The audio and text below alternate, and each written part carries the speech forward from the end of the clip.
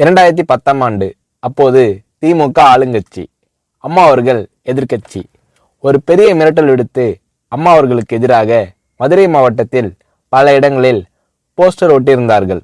அந்த போஸ்டரில் அம்மா அவர்கள் மதுரைக்கு வந்தால் திரும்பி செல்ல மாட்டார், மதுரைக்கு அம்மா அவர்கள் வரக்கூடாது என்று மதுரை மாவட்டத்தில் பல இடங்களில் அந்த போஸ்டரை ஒட்டி பெரிய மிரட்டல் எல்லாம் கொடுத்தார்கள். அதேபோல் ஜெயா டிவிக்கும் மிரட்டல் தொலைபேசிகள், மிரட்டல் கடிதங்கள் வந்து கொண்டிருந்தது.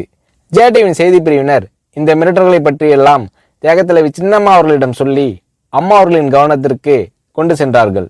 அம்மா அவர்கள் துணிச்சல், வீரம், கம்பீரம் இவற்றின் ஒட்டுமொத்த உருவம்.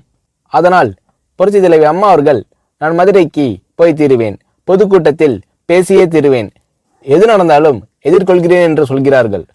ஒரு கட்டத்தில் ஜெயா டிவிக்கு மிரட்டல் எப்படி வருகிறது என்றால், ஜெயா டிவியின் அலுவலகத்தை வெடிகுண்டு வைத்து தகர்ப்போம், அம்மா அவர்கள் மதுரைக்கு வந்தால் ஜெயா டிவியை ஒழிப்போம், இப்படியெல்லாம் நிறைய மிரட்டல்கள் தொலைபேசியின் வாயிலாகவும் கடிதத்தின் வாயிலாகவும் வந்து கொண்டிருக்கிறது.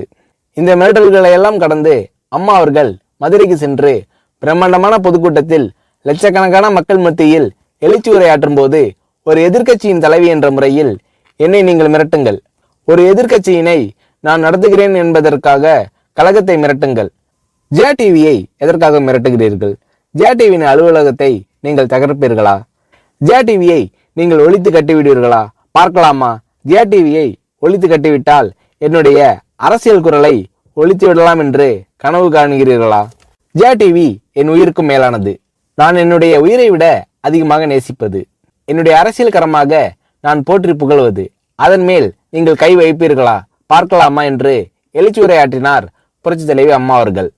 இப்படியெல்லாம் அம்மா அவர்களின் அன்புக்கும் மரியாதைக்கும் பாத்திரமாக ஜெயா டிவி இருந்தது.